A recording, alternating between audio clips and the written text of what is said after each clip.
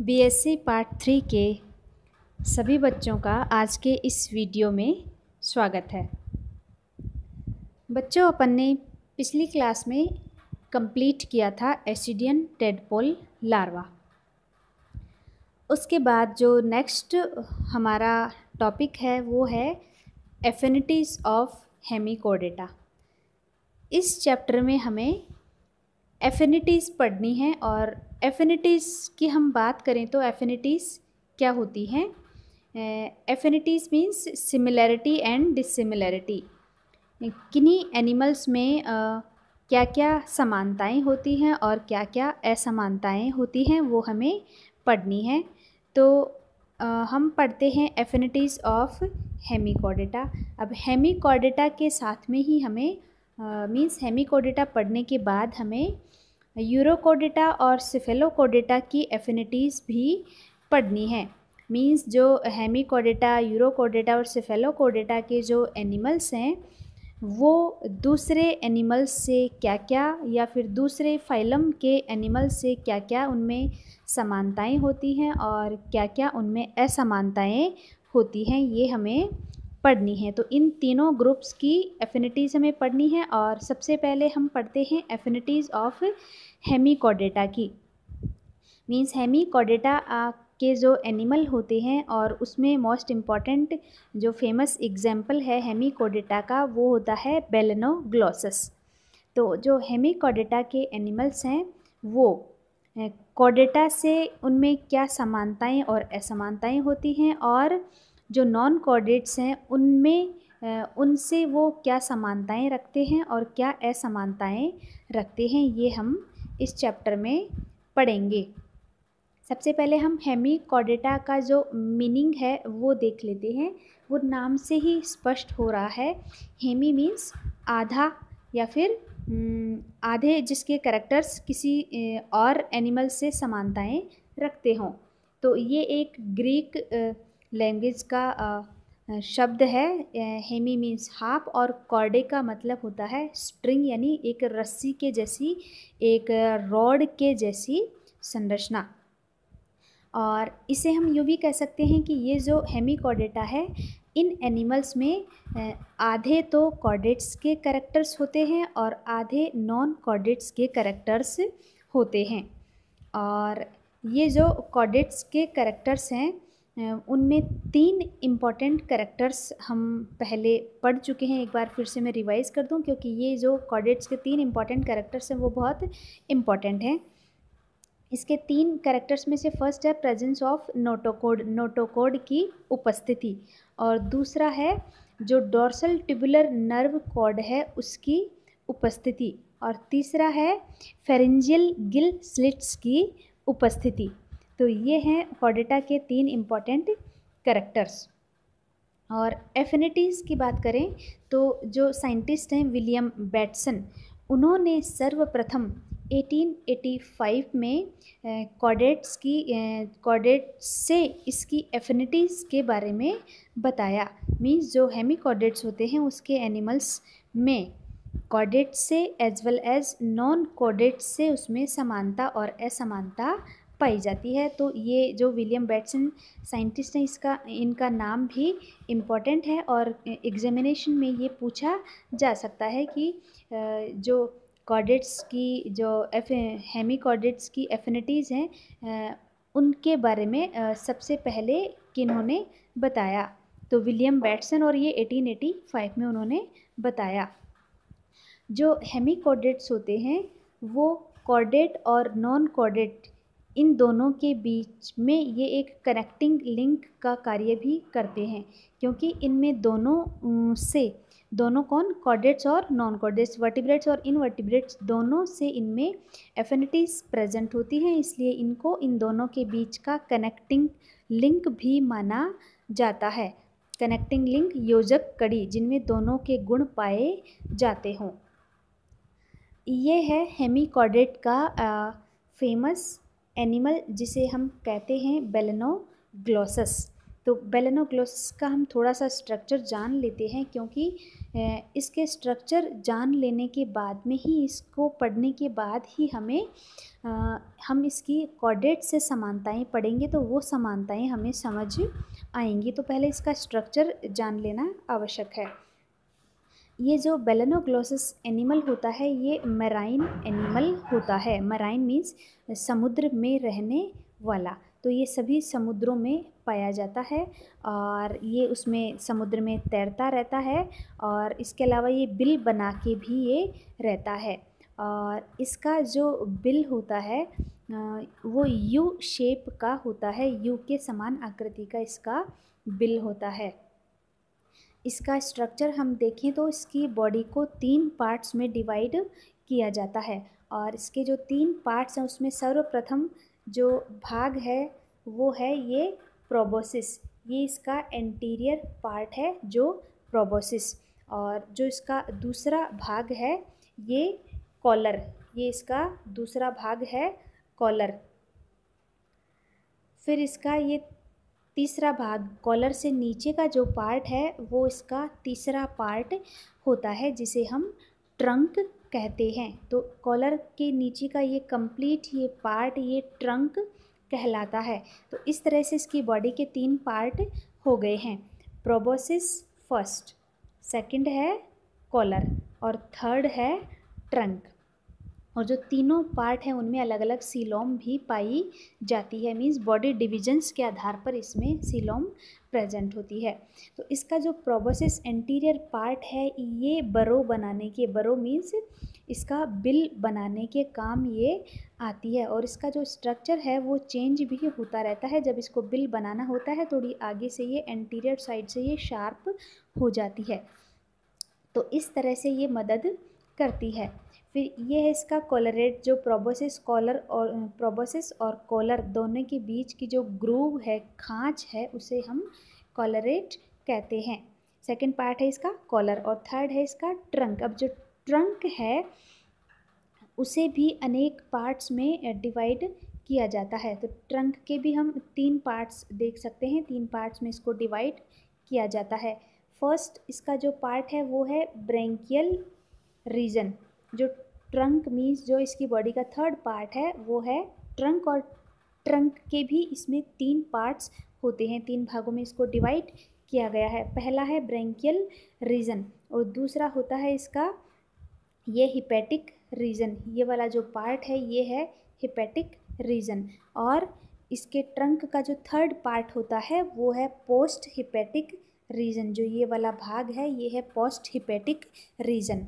और post hepatic reason ये anus के द्वारा बाहर खुलता है। इसकी प्रोबोसिस में भी यहाँ पर भी एक पोर होता है जिसे हम माउथ के नाम से जानते हैं। ये जो इसके हिपैटिक सीका आपको दिखाई दे रहे हैं, ये हिपैटिक सीका ये इंटेस्टाइन के भाग होते हैं। मीन्स जो इसकी इंटेस्टाइन होती है वो ही सैक लाइक स्ट्रक्चर्स बनाती है, कोश के समान संरचना बनाती है, जिसे हिपैटिक सीका कहते हैं। और ये जो हिपैटिक सीका हैं ये डाइजेशन में हेल्प करते हैं। हमें इसका वैसे इसके जो सिस्टम्स हैं वो हमें नहीं पढ़ने हैं, डाइजेस्टिव, रेस्पिरेटरी एक्सेट्रा, इसके सिस्टम्स नहीं पढ़ने हैं, बट इसका स्ट्रक्चर पढ़ना आवश्यक है, क्योंकि हम इसका स्ट्रक्चर पढ़ेंगे तो ही इसकी एफिनिटीज़ जो हैं वो हम समझ पाएंगे कि इसके जो स्ट्रक्चर्स हैं, इसकी बॉडी के जो ऑर्गन्स हैं वो कॉर्डेटा से किस तरह वो सिमिलैरिटीज़ डिससिमिलैरिटीज़ रखते हैं। इसलिए इसका स्ट्रक्चर पढ़ना आवश्यक है। तो स्ट्रक्चर हमने पढ़ लिया है। अब हम देखते हैं इसकी similarities and dissimilarities with chordates. Means chordates से इसकी क्या एफिनिटीज़ होती हैं, क्या समानताएं होती हैं। तो पहले हम इसकी समानताएं देखते हैं, उसके बाद इसकी असमानताएं देखेंगे। तो समानताओं में पहली जो समानता है वो है कि हेमिकॉर्डेट्स और कॉर्डेट्स दोनों में फेरेंजियल गिल स्लिट्स प्रेजेंट होते हैं। और ये जो गिल स्लिट्स हैं वो अभी पहले भी मैंने आपको बताया, कॉर्डेट्स की एक इम्पॉर्टेंट ये स्ट्रक्चर्स होते हैं, इम्पॉर्टेंट महत्वपूर्ण संरचना या महत्वपूर्ण कैरेक्टरिस्टिक फीचर ये इसका होता है। यानी सभी कॉर्डेट्स में गिल स्लिट्स प्रेजेंट होते हैं। जैसे लोअर कॉर्डेट्स में जो गिल स्लिट्स होते हैं, जैसे पहले हमने पढ़ा था, हर्डमानिया पढ़ा था, उसमें जो गिल स्लिट्स होते हैं वो भोजन ग्रहण करने के काम आते हैं, भोजन को फिल्टर करने के काम आते हैं। फिर जो दूसरा इसका करैक्टर है वो है कि हेमिकॉर्डेट्स और कॉर्डेट्स दोनों सिलोमेट्स होते हैं। Coelomates means presence of coelom, और सीलोम को हम कहते हैं गुहा, और गुहा के जो टाइप्स होते हैं, गुहा क्या होती है, ये हमने फर्स्ट ईयर में पढ़ लिया था। तो hemichordates as well as chordates दोनों में गुहा पाई जाती है, और जो गुहा होती है वो मेसोडर्म से बनी, मीन्स उसकी जो इनर लाइनिंग होती है वो मेसोडर्म से बनी होती है। तीसरी इसकी जो समानता है कॉर्डेट्स से वो है कि हेमिकॉर्डेट्स का जो नर्वस सिस्टम होता है और उसकी पोजीशन होती है नर्वस सिस्टम की, और उसका जो डोर्सल नर्व कॉर्ड का बनना होता है वो कॉर्डेट्स में और हेमिकॉर्डेट्स में दोनों में सेम होता है। जैसे इसका जो नर्वस सिस्टम है, डोर्सल नर्व कॉर्ड है, वो डोर्सल एपिडर्मिस से बनी होती है। डोर्सल एपिडर्मिस, डोर्सल पृष्ठीय, जो एपिडर्मिस का पृष्ठीय भाग होता है वहाँ से ये बनी होती है। फिर एक और इसका इम्पॉर्टेंट कैरेक्टर होता है बकल डाइवर्टिकुलम।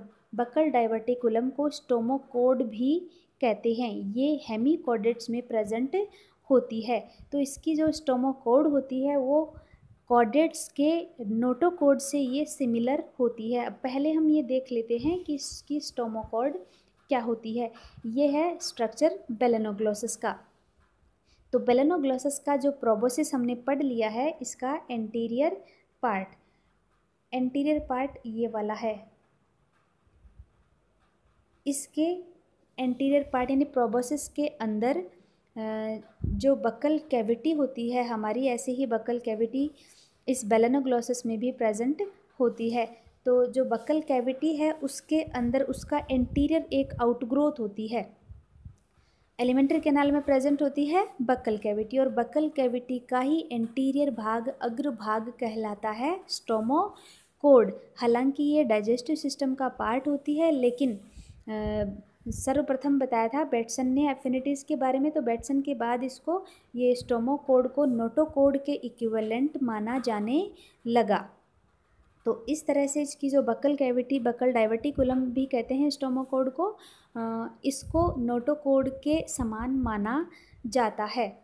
लेकिन बेटसन के बाद जो रिसेंट रिसर्च है उसमें स्टोमोकोड के अगेंस्ट, ऑब्जेक्शन के अगेंस्ट कुछ बातें कही गई हैं कि ये जो स्टोमोकोड है ये नोटोकोड के सिमिलर नहीं होती। अब हम ये देख लेते हैं क्या है, क्यों ये जो स्टोमोकोड है वो नोटोकोड के सिमिलर नहीं होती। पहला तो हम ये देखते हैं कि जो बकल डाइवर्टिकुलम होता है, स्टोमोकोड होती है, वो एक खोखली संरचना होती है। ये जो स्टोमोकोड है ये खोखली संरचना होती है। और दूसरा है कि ये नर्व कॉर्ड के वेंट्रल ये प्रेजेंट होती है। जो डोर्सल ब्लड वेसल होती है वो वेंट्रल साइड में, इसके डोर्सल ब्लड वेसल के वेंट्रल साइड पर ये प्रेजेंट होती है, जबकि जो नोटोकोड है वो ब्लड वेसल के डोर्सल सरफेस पर ये प्रेजेंट होती है। तो ये इसके ऑब्जेक्शंस हैं, क्योंकि ये जो होती है वो खोखली संरचना, होलो स्ट्रक्चर ये होती है, जबकि नोटोकोड जो होती है वो सॉलिड होती है, ठोस संरचना होती है। फिर दूसरा है कि जो बकल डाइवर्टिकुलम होती है वो प्रोबोसिस तक ही सीमित रहती है। देखते हैं स्ट्रक्चर में ये आपको दिखाई दे रहा है, ये जो स्टोमोकोड है ये प्रोबोसिस तक ही ये सीमित है, जबकि जो नोटोकोड होती है वो कंप्लीट एनिमल में एंटीरियर टू पोस्टीरियर डायरेक्शन तक ये प्रेजेंट होती है।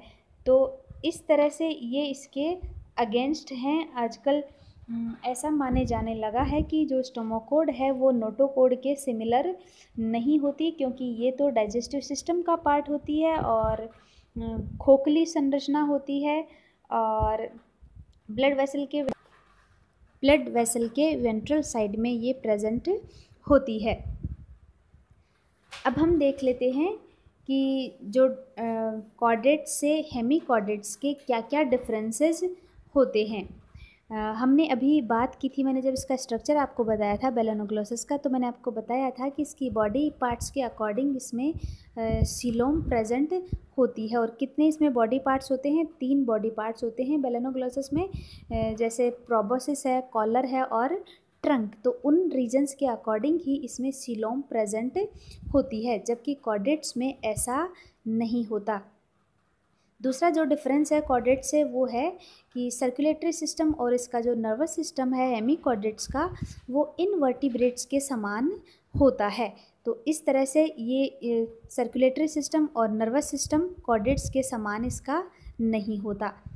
फिर जो तीसरा इम्पॉर्टेंट कैरेक्टर जो प्रेजेंट होता है वो है पोस्ट एनल जो टेल होती है वो हेमी कॉर्डेट्स में एब्सेंट होती है, जबकि सभी कॉर्डेट्स में पोस्ट एनल टेल प्रेजेंट होती है किसी ना किसी स्टेज में। पोस्ट एनल टेल मीन्स जो एनल का जो एनस का जो पोस्टीरियर पार्ट होता है वहाँ पर टेल प्रेजेंट होना। ये ह्यूमन बींग्स में भी प्रेजेंट होती है, लेकिन ह्यूमन बींग्स में ये ओनली एम्ब्रियोनिक स्टेज तक ही, भ्रूणीय अवस्था तक ही ये पाई जाती है। भ्रूण के पश्चात ये डीजनरेट होती है। और कभी कभी आपने सुना भी होगा जब छोटा बच्चा जब जन्म लेता है तो उसमें हल्की सी छोटी सी टेल प्रेजेंट होती है। तो वो हमारा एक इम्पॉर्टेंट फीचर होता है कि एम्ब्रियोनिक स्टेज में ह्यूमन बींग्स में भी पोस्ट एनल टेल प्रेजेंट होती है, और ये सभी कॉर्डेट्स का इम्पॉर्टेंट फीचर ये होता है। तो ये जो पोस्ट एनल टेल होती है ये हेमी कॉर्डेट्स में एब्सेंट होती है। फिर नेक्स्ट जो इम्पॉर्टेंट फीचर है वो है कि कॉर्डेट्स मेटामेरिकली सेगमेंटेड होते हैं। और मेटामेरिकली सेगमेंटेड मेटामेरिज्म के बारे में हमने फर्स्ट ईयर में पढ़ा था। एक बार शॉर्ट में आपको रिवाइज कर दूं। मेटामेरिकली सेगमेंटेड मीन्स जो बॉडी होती है उसमें अनेक सेगमेंट्स प्रेजेंट होते हैं और वो इनर लेयर तक प्रेजेंट होते हैं, क्योंकि इसका ही एक दूसरा सेगमेंटेशन टाइप होता है वो है सुपरफिशियल सेगमेंटेशन, जो सतही रूप से उसमें खंडी भवन पाया जाता है। लेकिन कॉर्डेट्स में मेटामेरिक सेगमेंटेशन दैट इज इसमें कि अंदर तक इसका इस बॉडी के जो खंड होते हैं वो अंदर तक डिवाइड होते हैं। तो ये जो मेटामेरिक सेगमेंटेशन है ये हेमी कॉर्डेट्स में एब्सेंट होता है। तो इस तरह से हमने पढ़ा कि जो हेमी कॉर्डेट्स हैं वो कॉर्डेट्स से किस तरह से समानताएं और असमानताएं वो रखते हैं। तो हमने समानताएं भी पढ़ी हैं और असमानताएं भी पढ़ी हैं, और ये क्वेश्चन आपके एग्जामिनेशन में भी पूछा जा सकता है। इसलिए आप इसकी समानताएं अलग लर्न करें और असमानताएं अलग से लर्न करें, और विद डायग्राम आपको लर्न करना है तो आपको इसको लर्न करने में इजी रहेगा। तो that's all for today dear students, thank you.